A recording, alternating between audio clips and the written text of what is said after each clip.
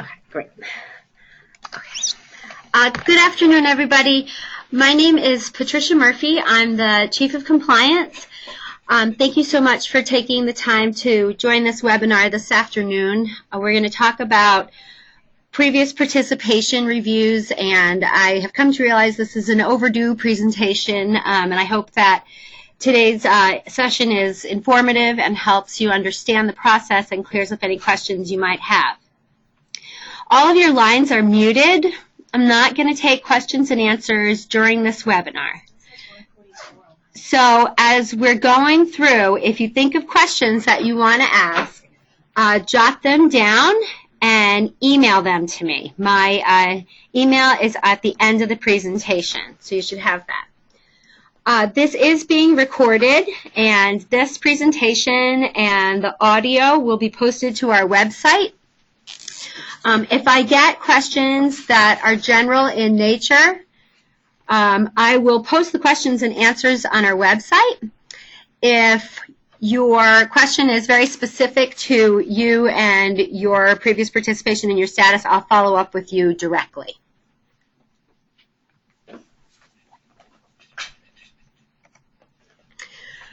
So the first thing we want to talk about is, why do we do previous participation reviews?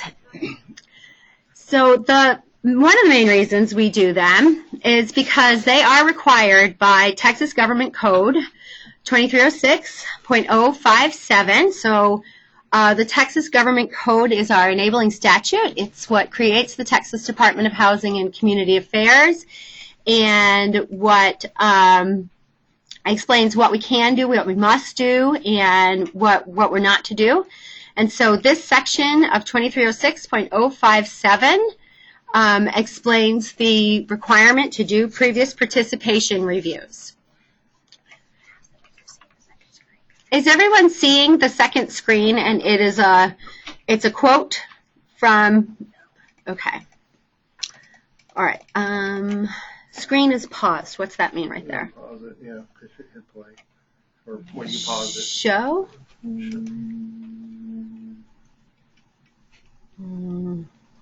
We're working on making sure you can see this. Do you want to start over? No, go back. Okay, now can people see slide 2? You might have to do the manual forwarding on it. Okay, all right, very good. So everyone can hear and see the screens now. Wonderful. Okay. So this is what 2306.057 says, and this is just to cut and paste a quote from our enabling legislation.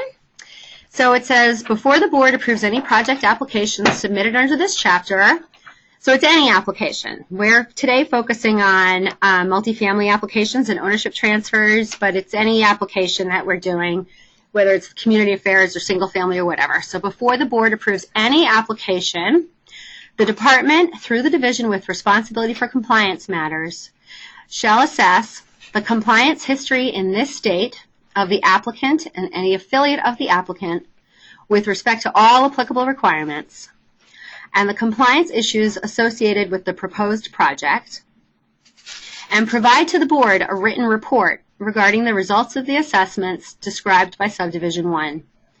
The written report described by subsection 2A2 must be included in the appropriate project file for the board and the department review. The board shall fully document and disclose any instances in which the board approves a project application despite any noncompliance associated with the project, applicant, or affiliate. In assessing the compliance of the project, applicant, or affiliate, the board shall consider any relevant compliance information in the department's database created under section 2306.081, including compliance information provided to the department by the Texas State Affordable Housing Corporation. So that is the quote from statute. That is why we do previous participation reviews. They're statutorily required. We also do previous participation reviews because it's just good business to make sure that the people that we're giving funds to are compliant with our programs and that they're going to have a success with providing affordable housing to low-income Texans that our programs serve. So we want to make sure there's also that common sense piece of why we do previous participation reviews.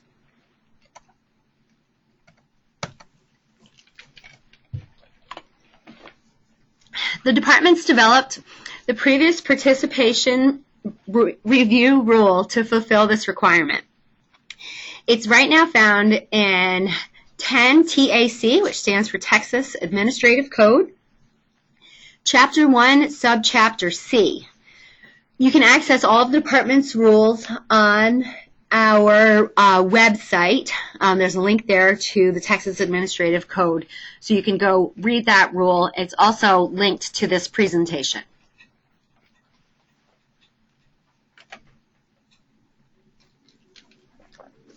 Before we really delve into the rule, there's some terms that we're going to go through and make sure we are defining them, and there's a working understanding of what some different terms mean. So the first thing we're going to talk about is ERAC. That's the Executive Award Review Advisory Committee. This is a committee that's required by our enabling legislation, again, our Texas Government Code 2306, and it's found in Section 1112. And here's what it says. It says, the department shall establish an Executive Award and Review Advisory Committee to make recommendations to the board regarding funding and allocation decisions. The advisory committee must include representatives from the department's underwriting and compliance functions and from the divisions responsible for administering federal housing funds provided to the state under the Cranston-Gonzalez National Affordable Housing Act and for administering low-income housing tax credits. The advisory committee is not subject to Chapter 2110. So that's ERAC. This one.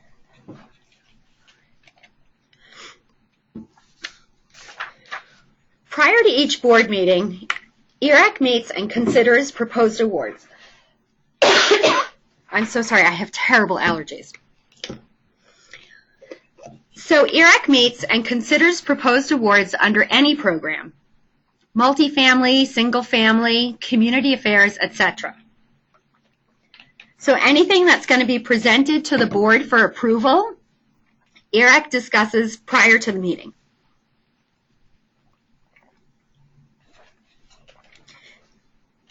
Part of the ERAC review is the results of the previous participation review. ERAC also reviews the compliance history for certain ownership transfers.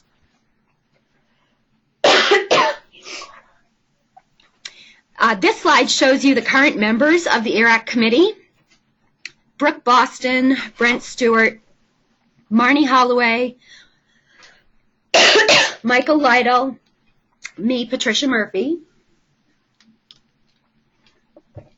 Raquel Morales, Sharon Gamble, Teresa Morales, Tim, our executive director, and Tom, our deputy executive director.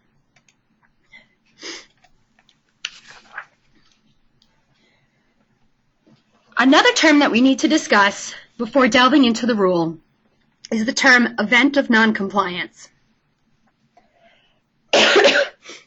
A complete list of events of noncompliance can be found in a chart in 10 TAC .624. The events are all the things that we monitor for. Many of them you're familiar with. So, household income above the limit upon initial occupancy, units leased to ineligible students, violations of the Uniform Physical Condition Standards, gross rents, utility allowance violations, and failure to provide social services are some examples that I've provided for you on this slide. But there's a complete list of all of the events in that chart in 10 TAC 10.624.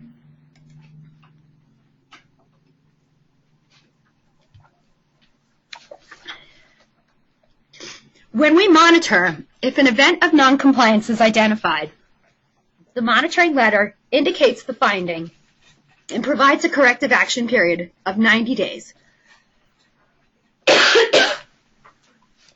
The corrective action period can be extended upon request for a total corrective action period not to exceed 6 months. Requests for extensions must be made in writing during the corrective action period, and they can only be granted if there is good cause.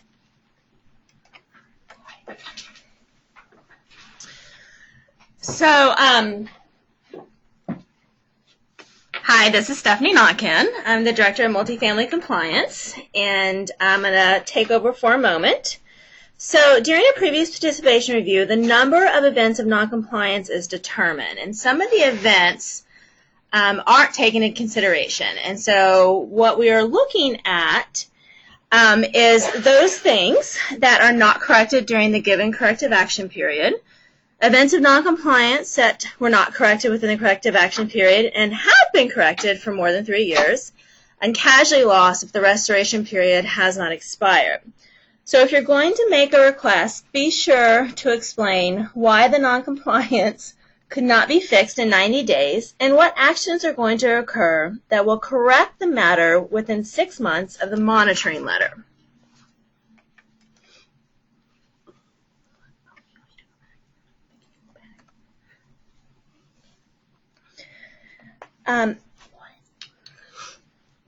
Stephanie and I are going to tag team on this as I'm really struggling with my allergies.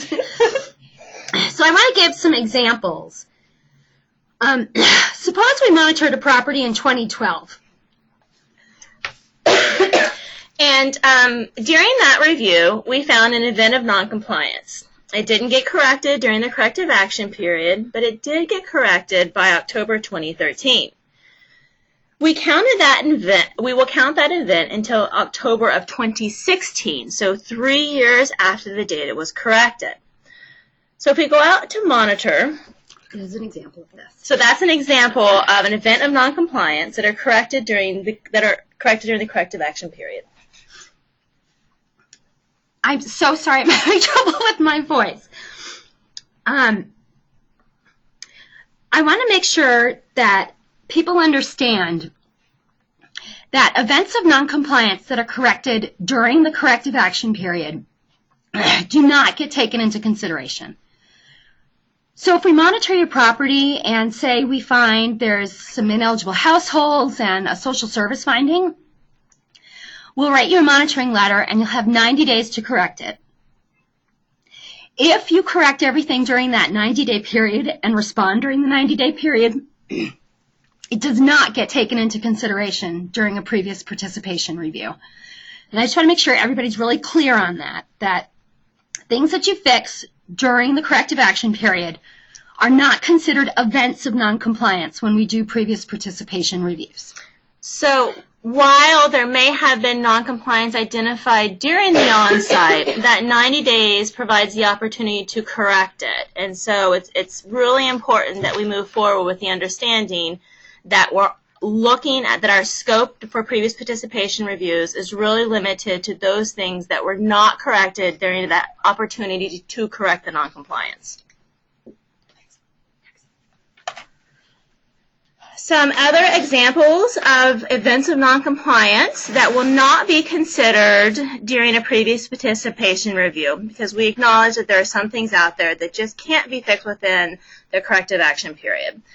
Failure to provide the fair housing disclosure notice if the household has vacated and the date of noncompliance was within the first 6 months of 2013.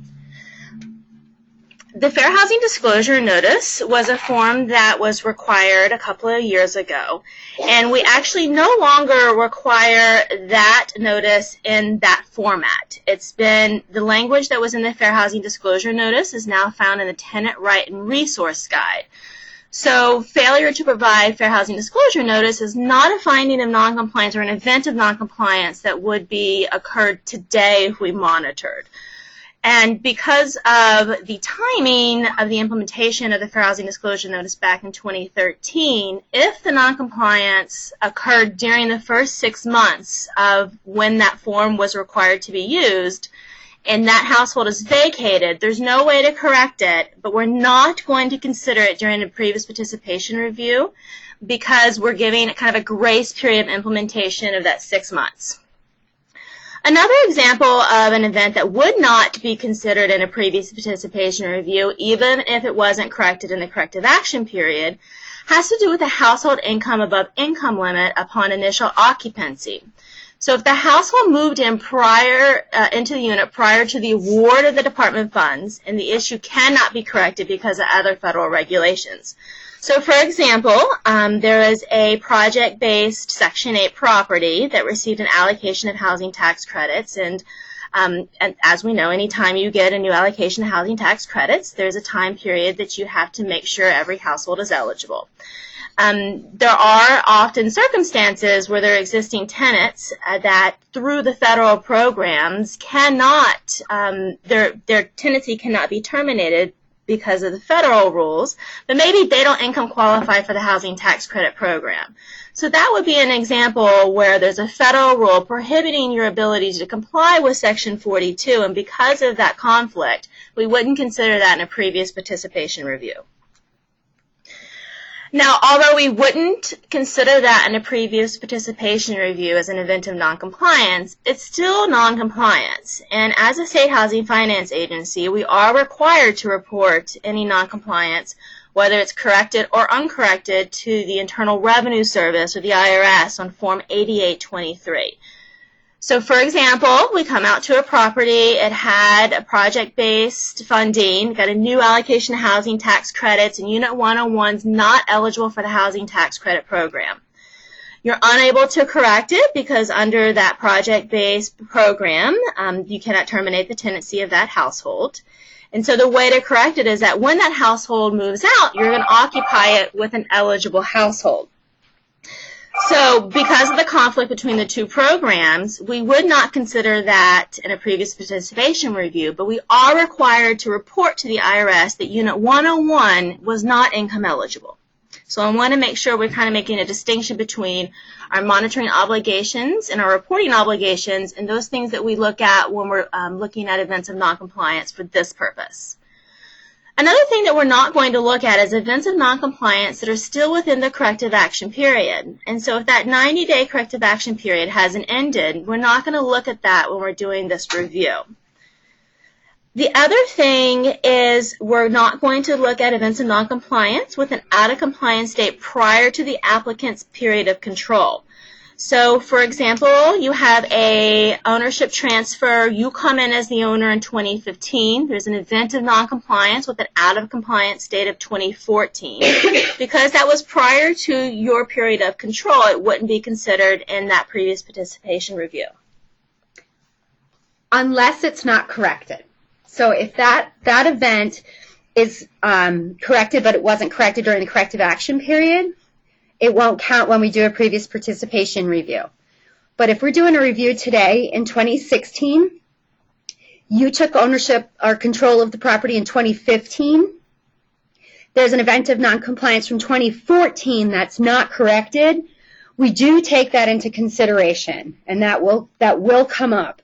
So when we do ownership transfers, we make sure to let the incoming owner know what's outstanding right now so that they understand, what they're inheriting on their previous participation review record that they will need to correct. You're responsible for correcting things as you become the owner.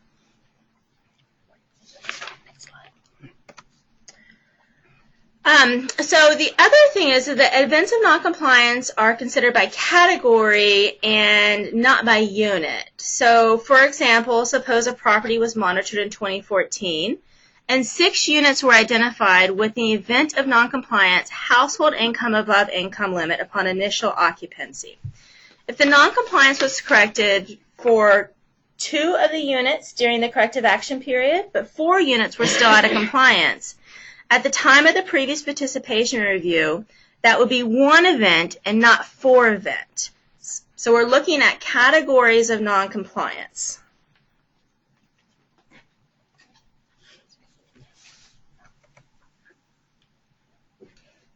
So the next concept that we're going to cover is portfolio size. The rule has different tolerance levels for larger and smaller portfolios. Larger portfolios can have more events of noncompliance before there's any consequence. So we want to make sure as we move forward that we're all understanding what the term portfolio means within the context of a previous participation review. So a small portfolio is one with 5 or fewer properties. A medium portfolio is defined as one from 6 to 12 properties. A large portfolio, 13 to 19 properties, and then an extra large portfolio is 20 or more properties. The rule looks at a portfolio size of the applicant group. So if developer A controls 2 properties and partners with developer B, who controls 24 properties, for the purposes of previous participation review, the applicant would be considered an extra large portfolio because we would look at the 24 properties that developer B controls plus the 2 that developer A controls for a total of 26. And because that exceeds 20, it would fit into the extra large portfolio category. However, if developer A applies by themselves, they'll be considered a small portfolio category because they only control 2 properties, and a small portfolio is any control of 5 or fewer properties. So once the portfolio size of the application and the number of events of noncompliance are known, the application is classified as a category 1, 2, or 3. So there's a couple of different concepts going on here. And so the first one is the idea of what is the portfolio. And so we first define what the portfolio is, and then for each one of the properties that all the groups of that portfolio controls, we take a look at the events of noncompliance, and we consider those that weren't corrected in the corrective action period or those that are still uncorrected. And then based on the accumulation of those categories, you will be assigned a 1, 2, 3, or 4 on your previous participation review. And the chart kind of explains it a little bit better. So if we kind of take a look, small portfolio, 5 or fewer properties. So the number of events of noncompliance via category 1 would be 0. And we can kind of see as it steps through the various categories and numbers of events, what kind of threshold you'd be looking at to figure out what category you would fit in. So for example, if I'm a large portfolio and I have 15 properties, I know that if there are a total number of events that are either uncorrected or weren't corrected in the corrective action period of 4, then I'm a category 2. But if that total is 7, I know that I'm a category 3.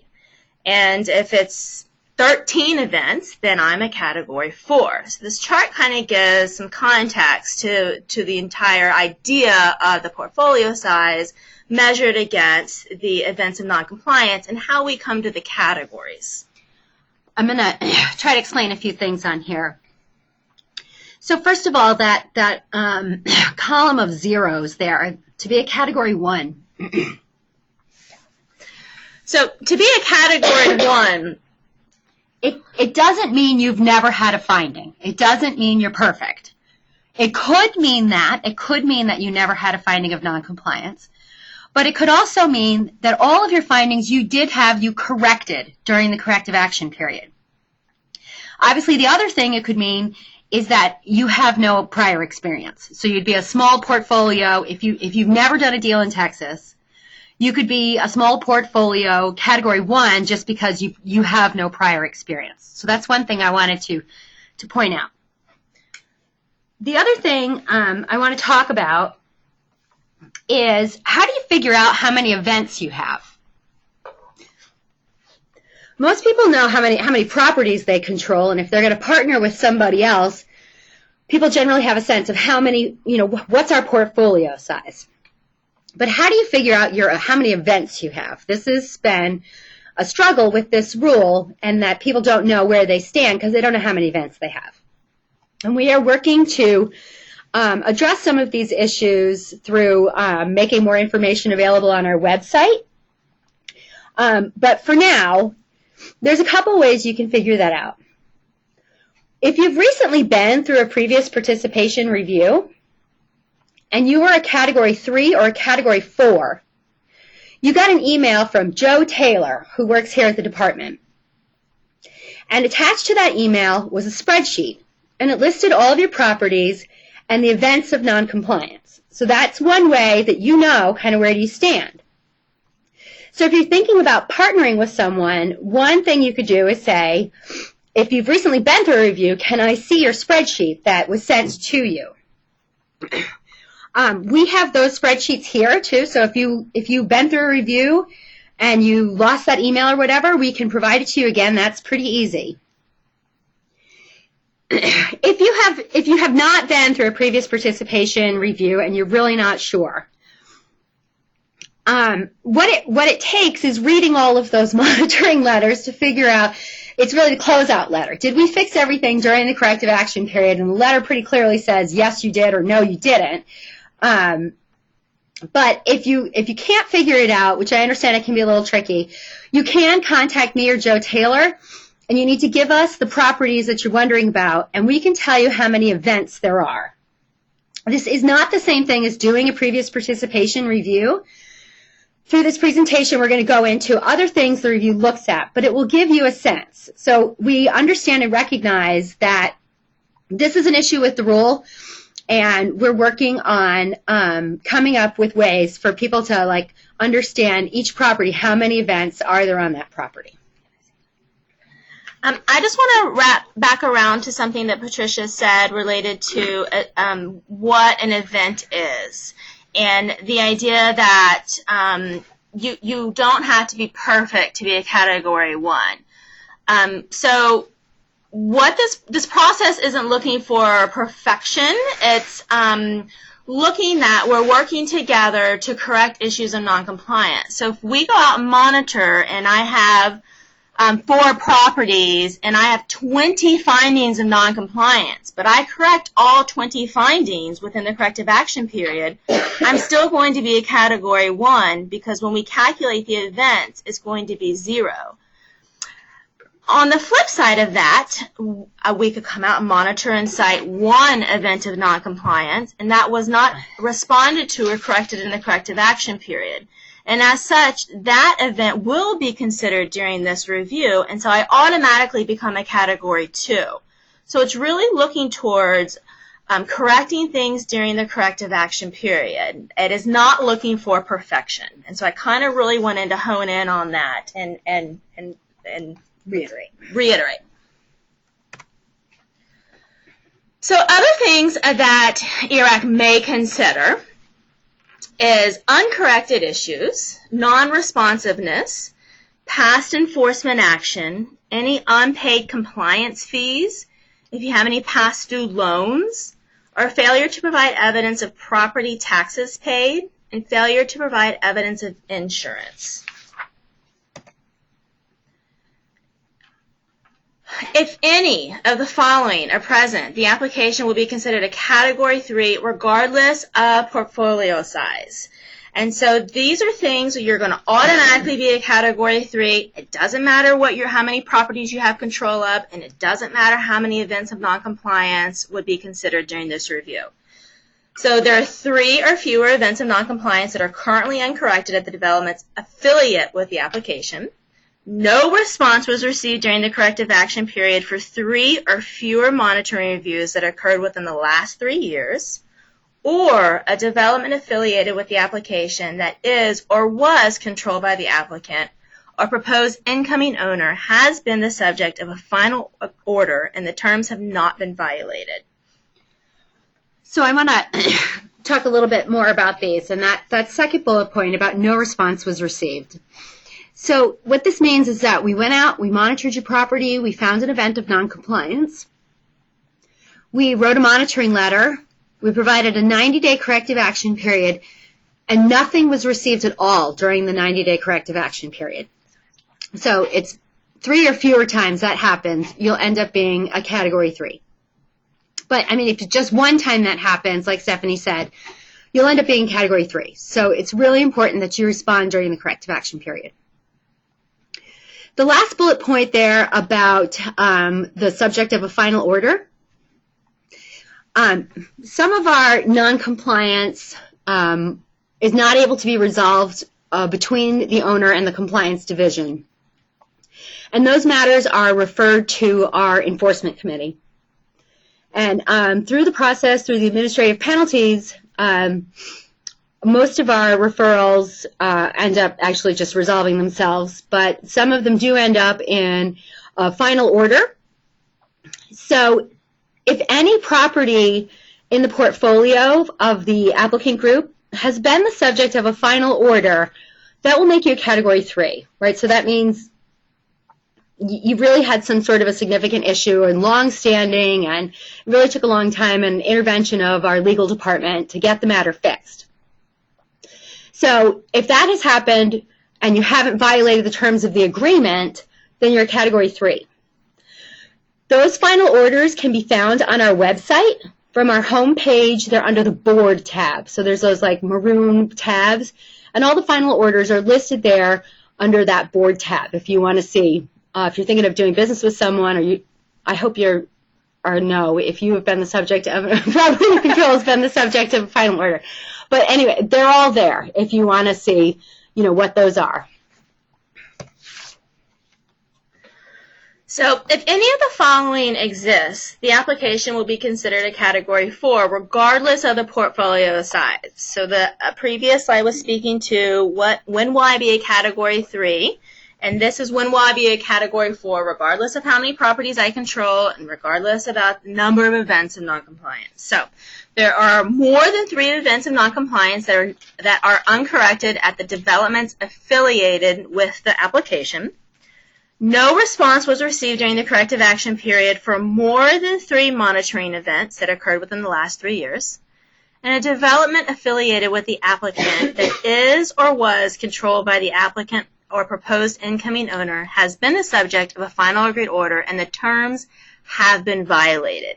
So it's a kind of a continuation of the things that are considered under the previous slide for Category 3. It's just the next kind of step. So we're looking at, whereas a Category 3 was, 3 or less events, we're looking at 3 more events, so it makes you a Category 4. Development had a final order. This time the terms were violated. That's going to make you a Category 4. So some other events would be the applicant or proposed incoming owner failed to meet the terms and conditions of a prior approval imposed by ERAC, the governing board, a voluntary compliance agreement, or court order. So in other words, they've already gone through this process, and through the process there were some agreed terms for the award of funding, and they violated that agreement or did not comply with the agreement. Payment of a principal or interest on a loan due to the department is past due beyond any grace period provided for in the applicable loan documents. And the department has requested and not been provided evidence that the owner has maintained required insurance on any collateral on any loan held by the department. We're also, these last 2 things will also be an automatic Category 4. The department has requested and not been provided evidence that the property taxes have been paid or satisfactory evidence of tax exemption on any collateral for any loan held by the department. And lastly, fees or other amounts owed to the department are 30 days or more past due. So these last 4 bullet points are things that are not checked by the compliance division. They're checked by our financial administration division. And things about taxes being paid or loan payments or evidence of insurance, those are specifically on properties where the department's provided home or housing trust fund, NSP, TCAP, that we have provided some kind of direct financing to the development of the property, that we need to request and see those items. So those items are requested by the Financial Administration Division throughout the year on a regular schedule. And when you go through a previous participation review, we check to see, have you turned all of that stuff in that's needed for our Financial Administration Division. And if we find that no, those, you have a big past due balance or your fees are past due or whatever, it does make you a Category 4. So be sure to keep up with all of that.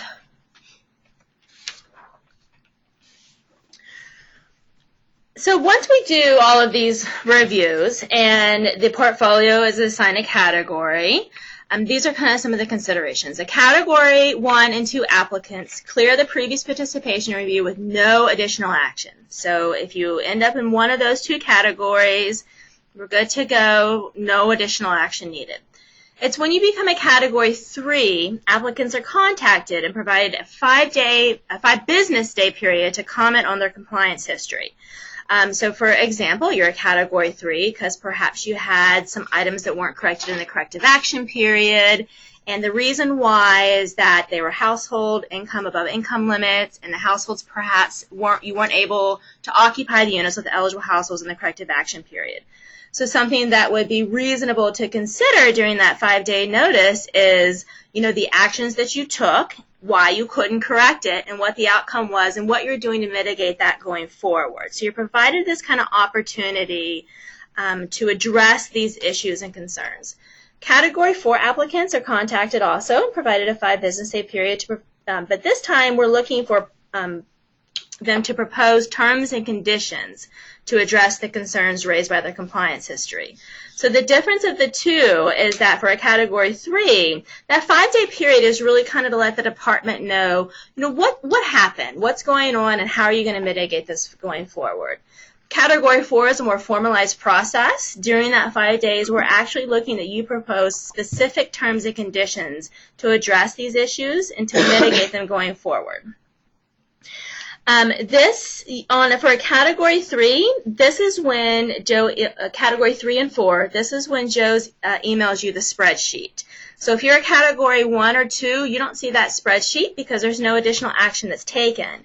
It's only when you're a Category 3 or 4 that you're going to get an email from Joe with the spreadsheet. And this is kind of what the department is looking for in response to that during that 5 days.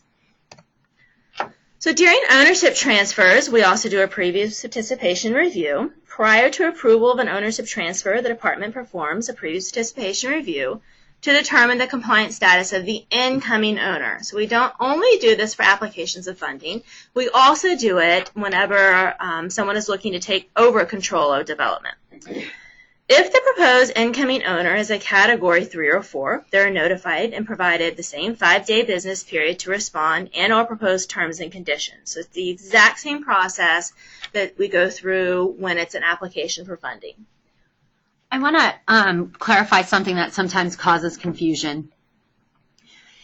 If the subject property that's being transferred has non-compliance, either things that weren't corrected during the corrective action period or outstanding events of non-compliance,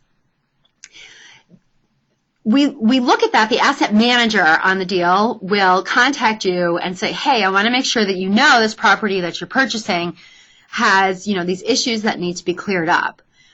But they're not counted as events of noncompliance for the purposes of the previous participation review. So if you are a medium-sized portfolio and you're a Category 1 and you're buying a property that has a lot of outstanding noncompliance, for the ownership transfer previous participation review, it doesn't affect your status. That's not on your track record. So you're buying a property that's coming into your portfolio, and you are going to be asked to acknowledge, I understand I'm buying this property and that there are all these issues that I'm going to be responsible for correcting, but it doesn't prevent you from purchasing the property that's out of compliance. Now, let's say a year later, you want to come and apply for funding from the department. You would also go through a previous participation review, and this new property is now part of your portfolio. And if it had that outstanding noncompliance, those events that are uncorrected for the property that you just took over will be considered in the previous participation review. However, if there were events of noncompliance that are corrected, but they weren't corrected in the corrective action period prior to you taking control, those are the events that won't be considered going forward in your previous participation review.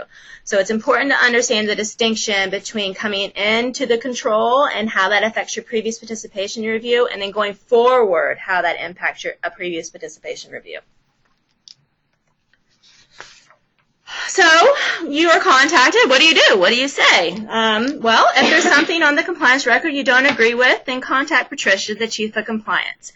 I know this is going to be surprising to everyone on the call, but we are not perfect either. Sometimes we make mistakes, and if we made a mistake, then let us know. If you don't agree with an assessment of a finding during your corrective action period, you have the opportunity to say, listen, I don't agree with it, and this is why. And so if there's something that you do not agree with, please engage the department with that conversation. So, for example, you believe the initial response submitted during the corrective action period was sufficient and should have been accepted.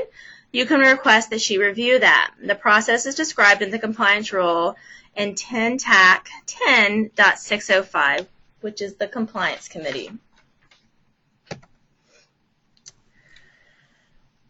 So some of the things that you should consider why was our property not in compliance the day TDH showed up to monitor?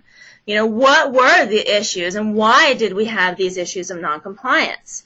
Was it human error, or is there something systematically going on that's a problem? Some of the things to consider are, for example, a miscalculation of a utility allowance. That could systematically affect your rents because the utility allowance is part of the gross rent calculation. And so taking a look at, the human error miscalculated this utility allowance and it resulted in a systematic issue, or is there a misunderstanding of the program that's causing these noncompliance issues, and maybe there's an opportunity for training. So does your on-site staff have all the training and resources they need? The department hosts these types of webinars, and we post them on our website. We post the recording, we will post the PowerPoints, and along with any kind of general questions, and we tend to do that for all of our webinars. We also hold housing tax credit trainings through the Texas Apartment Association, as well as home trainings. We do a first Thursday income eligibility training every other month of the year, and we also conduct those through TAA, so we try to take it on the road through Texas. So there's lots of opportunities for training with the department. And the other thing is that are we keeping up with changes in program rules? Through the department's rulemaking process, we try to be as transparent as possible. We just undertook a giant change to our utility allowance rule that I'm sure a lot of you guys know, who are listening today are as excited as I am that we're finished with that journey. But that we often change our rules, and it's really important to have mechanisms in place like signing up for listservs, engaging in forums, engaging in roundtables to make sure that you're really aware of what's going on and what the expectations are so you know how to comply. You know, the other thing to think about with does our on-site staff have the training and resources they need? I know this is a national program, but each state implements this program differently. So although you may have a lot of experience in Colorado or Florida or Kansas or wherever, those trainings that Stephanie mentioned that are specific to the Texas Department of Housing and Community Affairs, you know, has your on-site staff really engaged and understood the requirements of affirmative marketing and the tenant selection criteria, the tenant rights and resources guide? You know, these things are pretty specific to operating and managing a housing tax credit property or any other kind of multifamily property in the state of Texas. So just making sure that, you know, if you look at the issues that are in your portfolio, sort of, is this, you know, Section 42 noncompliance, or is this, you know, state-specific stuff that we're missing the mark on? Kind of taking a little look at what are the issues of noncompliance and what do we need to do to make sure that, you know, the next time they come out, we are in compliance. And just to expand on that a little bit, other states do have similar, compliance history review processes related to their applications. And in kind of the same vein as Patricia was saying, those aren't something that we respond to either. And so we're unable to identify if you are in compliance or out of compliance for another state's requirements because we're not aware of what those requirements are. So that's part of the reason why we don't engage in those processes either. If the event of noncompliance is still uncorrected, figure out why. If something is still uncorrected, that means there's been a monitoring letter and there's been a closeout letter. There's probably been some sort of communication from our legal department about enforcement. So lots of opportunities to correct it, but it's still uncorrected. That's something you should really take a hard look at and figure out why this event is still not corrected. And then you also want to commit to a date for a resolution. When will you have these events corrected? So responding to ERAC, if you see ways, as you go through these steps and considerations, if you see ways that you can improve your internal operations and controls, explain that. And explain how are you going to measure that, the success of those new internal operations and controls. If you've already made changes to avoid these issues in the future, explain those. So you already identified that there was an issue. Perhaps we came out and monitored, and there was a miscalculation of the utility allowance, and you figured out what happened and why, and you fixed it before we even got to this kind of point. and, let us know. Identify that. I fixed it. This is how I did it. And explain how you came to those conclusions. If recent monitoring visits resulted in no findings in your response, let ERAC know. It's kind of an indication that you are taking steps to mitigate noncompliance across your portfolio. So, if you get that spreadsheet from Joe and you're like, this happened 3 years ago, this is about to fall off, and we haven't had any findings since then, and it wasn't some internal failure on our part, it was just like this fluke event, we missed something, we didn't understand the letter, whatever. That's fine. Just tell ERAC, hey, that was a long time ago, and we made a mistake, and it was an isolated event, and overall we have great, controls in place to make sure our people are trained and all of that kind of stuff. So that's the kind of thing that ERAC wants to know. And like the slide says, if you take a look and you're like, wow, the problem is, we have 12 different people responding to these letters, and, there's no review of the responses before they're submitted to TDHCA, and, we don't really have a tracking system to figure out when responses are due, or something like that. If you see something that you're like, this is how come we ended up with these events of noncompliance, then, figure out what you're going to do to fix it, and then let ERAC know about that. Some things that are not helpful in responding to ERAC is if you don't respond or acknowledge the email. Those category 3s, even though you don't really have to comment, even just to reply back to Joe and say, I'm just acknowledging receipt, and we just went through a previous participation review, and I don't have anything to add. That's fine. So just sort of acknowledging that you got the email from us and just a one-liner back to Joe is helpful. We've talked a lot in this webinar about we take into consideration events of noncompliance that were not corrected during the corrective action period, even when they are corrected for 3 years. So if we know that the events of noncompliance are corrected, so if your response to us is, well, that event's corrected, that's not very helpful because we already know the event's corrected. What we're asking is, well, why are we out of compliance? Why didn't it get corrected during the corrective action period?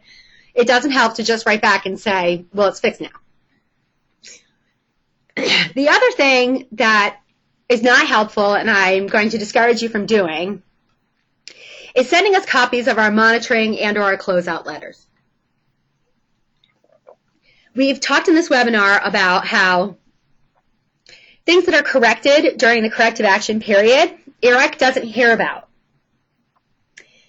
So if you respond, there were 8 findings and 7 of them were corrected during the corrective action period,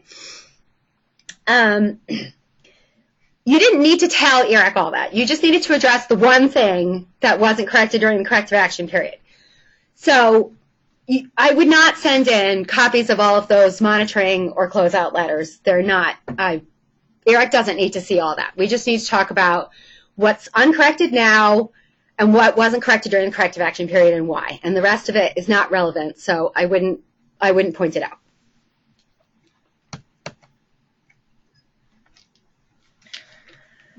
So all of this information is presented to ERAC, and ERAC discusses and considers all the different pieces of information, and the outcome can result in a couple of different things. So ERAC could recommend the award with no conditions. They could find that your response is satisfactory or the terms and conditions were fine. They could recommend the award with conditions. So, for example, you're a Category 4. During that 5-day notification period, you presented terms and conditions that ERAC found to be acceptable. They may recommend the award, but associate that award with those conditions. Now remember, during that, if you fail to honor those conditions, then that's going to be considered in your next previous participation review.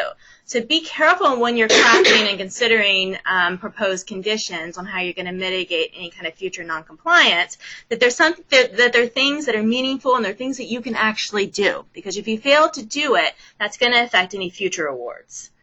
Or they could just not recommend the award. I want to clarify just a little bit. So both Category 3 and Category 4 awards may end up with terms and conditions.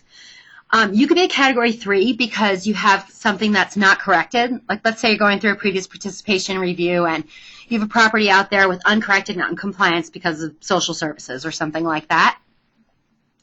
I can pretty much guarantee you that IRAC is going to recommend the award subject to correction of that issue by a certain date. And like Stephanie said, the next time you go through a previous participation review, we will check to see, did you correct that issue by the date? And if not, it automatically makes you a Category 4.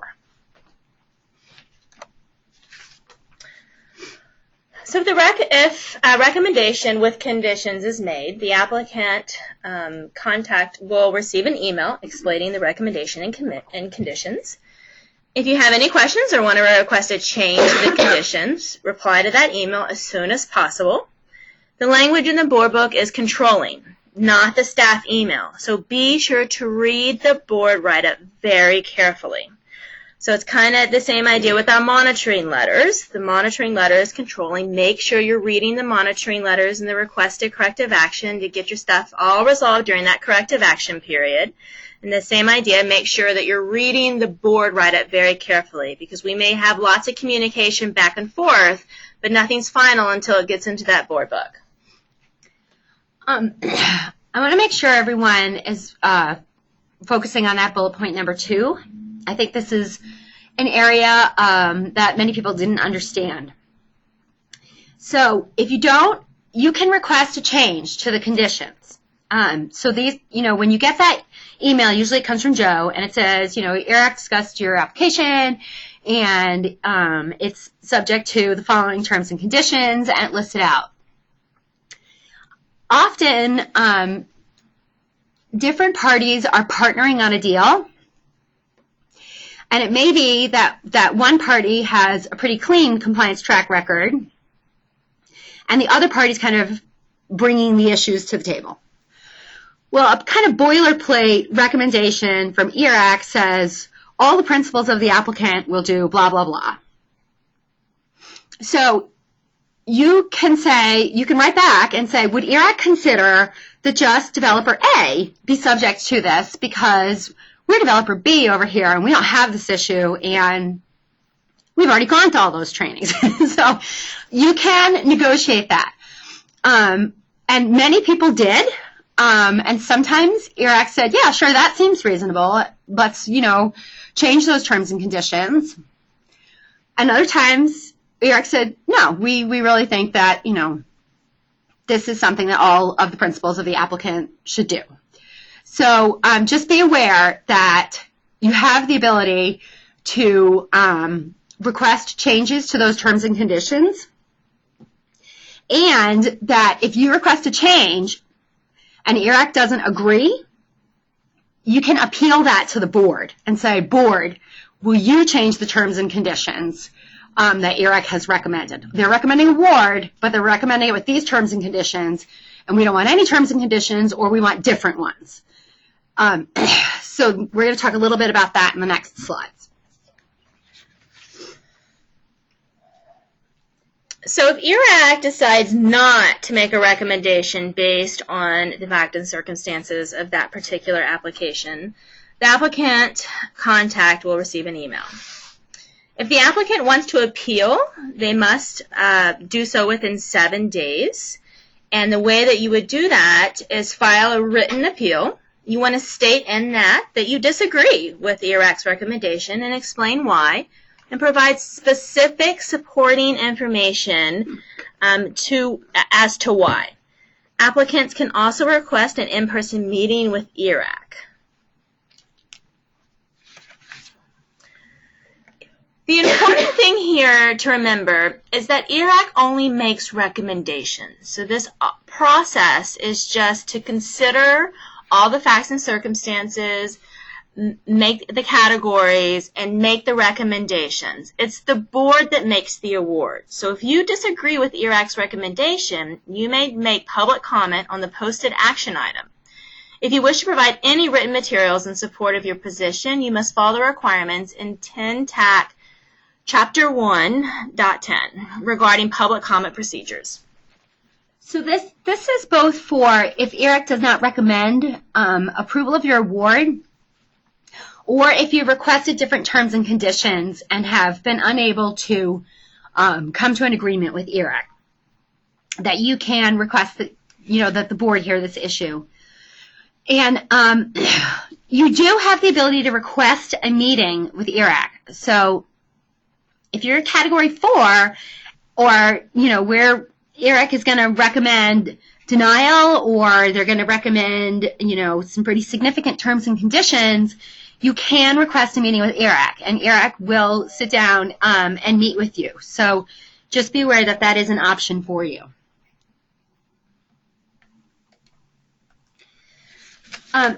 So there's an online forum on our website to solicit input about ways to improve the previous participation review process. And if you want to post ideas there, that's great. If you do not want to post stuff to that forum, you can contact me directly. There's my phone number and my email address. If you want to, talk about ideas, or there's something we discussed that you don't quite understand. And if, you have a question that was not covered during this webinar, please email or call me so we can go over what your issue is and make sure everybody understands. And this concludes our webinar. And I want to thank all of you for participating.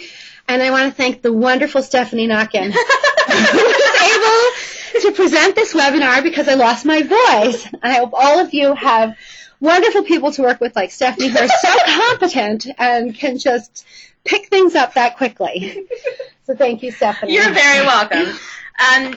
So I'm going to leave this running for just a couple of minutes. If you guys wanted to post any more questions, we'll be pulling those down and taking a look at them. Any overall general questions we will post along with the webinar and the slides. It may take us a couple of days, but just so you guys know, and we'll send a listserv out, of course, when we get all of this posted. So I'm just going to leave this up for a couple more minutes, and then I'll close it down. And I hope everyone has a great Friday and a wonderful weekend.